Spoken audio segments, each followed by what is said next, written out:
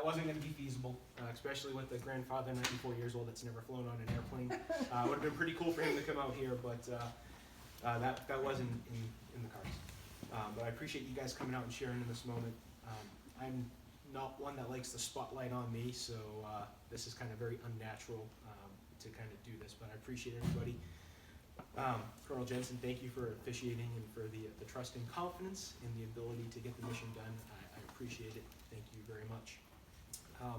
I usually don't write stuff down. I kind of just jot bullets, but I did write this. So, Courtney, thank you for sacrificing as a military spouse for the past 15 years to the day. So today is our 15th wedding anniversary. And we decided that, hey, it'd be pretty cool to do the ceremony on our anniversary. So that was Courtney's idea, not mine. I didn't want to take away from our anniversary, but we decided to do it today. So thank you for being a sounding board and for slapping reality in me when it needs to happen. And she usually does that with statements such as, "What the hell were you thinking?" And "Do you want everyone to hate you?" I appreciate the efforts that you make to keeping our family stable and grounded. I know it's not always easy. It takes a toll. It hasn't been the easiest 16 years, but you've always been there, and I appreciate that. So I have a little token of appreciation for you. It's a little awkwardly made, but I have a bouquet of nips and cowtails. I figured that this would be a little bit better than flowers. I agree. Thank you. More practical. Only my husband.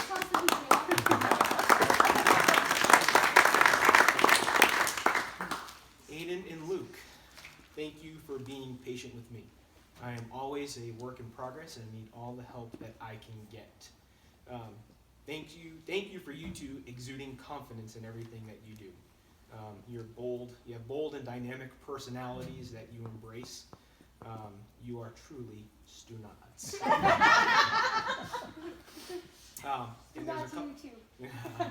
And there's a couple of folks in the room that always consistently tell me that I need to appreciate these moments and enjoy them. So if you see me trying to take a calmer approach and take a step back, it's not just with you. I'm trying to appreciate everything else. So thank you.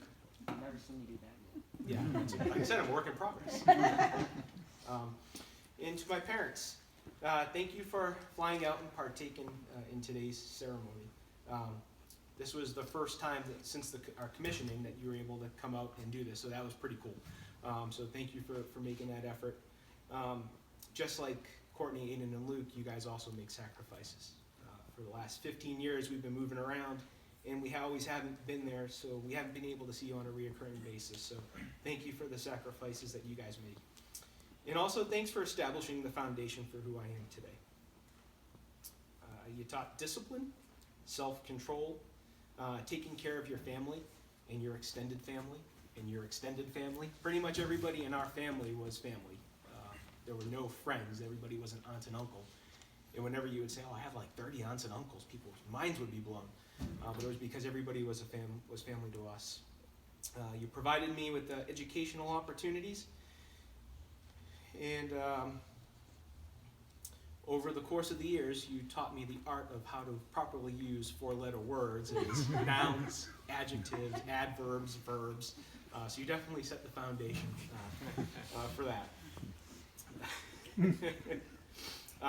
For many who don't know, I survived the wooden spoon, right? So, pound sign wooden spoon.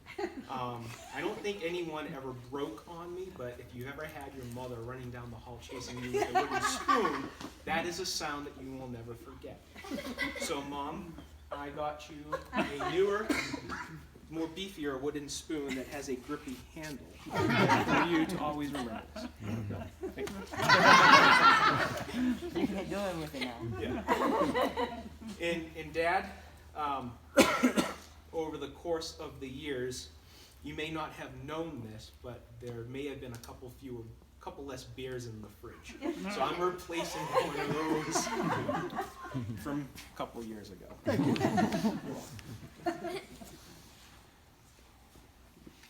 That's page 1. How many pages are You're good.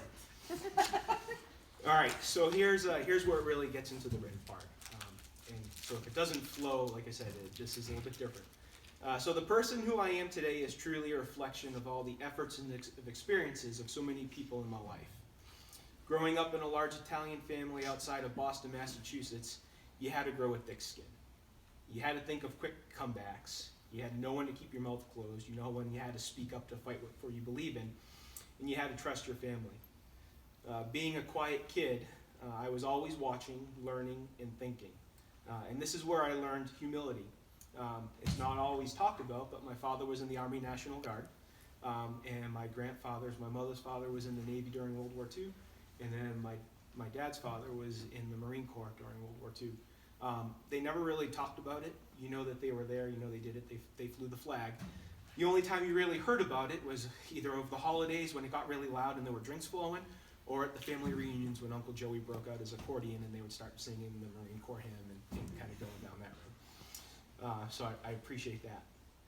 It was in these early years that I learned to self-motivate, be proud of who I was, and hold myself to a high personal standard. Not only did I want to continuously improve myself, but I wanted to make better my family and friends and bring everybody else up around me. Once getting into college and joining Air Force ROTC, I followed my great-grandmother's advice to always surround yourselves with folks better than you. I was appreciative of the trust placed in me by then Captain Harrington, who was our detachment commandant of cadets. He had many pearls of wisdom, and one of his pearls of wisdom, he always taught young Padawan that it's the little things that matter. And over years, those little things add up to big things. This carried over to our newer detachment commander, Lieutenant Colonel Rassicott, who taught me more about trust, taking care of your team, and being yourself. It was there in the detachment that Colonel Rassicott shaped my officer outlook by calling me, quote, a blue-collar officer. Over the years, I have grown to appreciate and embody this concept as I continuously develop my followership and leadership skills.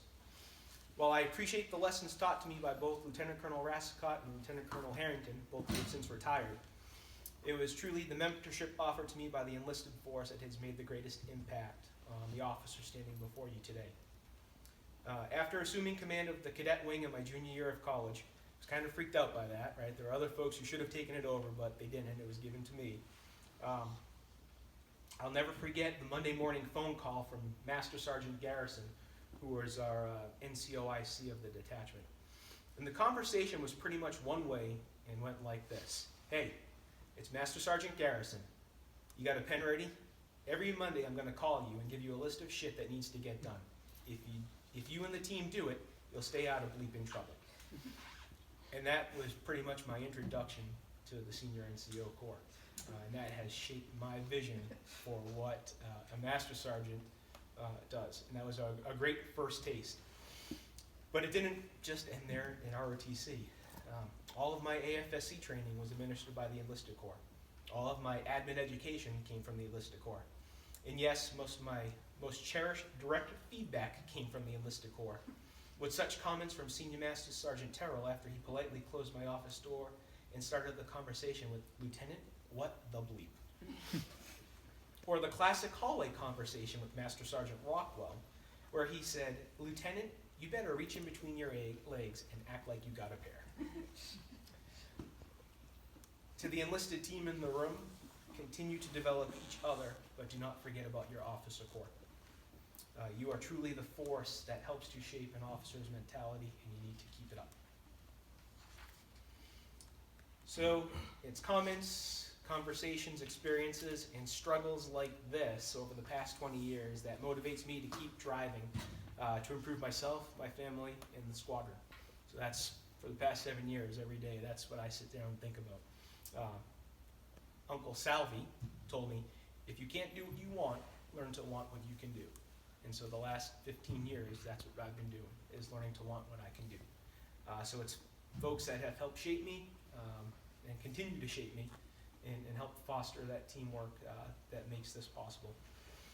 So while I'm not a better person, I'm also my own worst critic, but I can promise I will continue to work towards earning these oak leaf clusters for the betterment of the airmen that we serve. I appreciate everybody coming out today, partaking in the ceremony. It's the end of the day. If you have time to stick around and enjoy some food and drinks, please do so. There's sausage, peppers, and onions. What else? Jalapenos, some desserts, Tortellini. some beer, some tortellini and impasto. So just kick back and relax. And appreciate everybody dialing in. Thank you guys. If you're not on mute, you're on mute. It's a good call. But that's all we have. Appreciate you guys coming out. Thank you very much.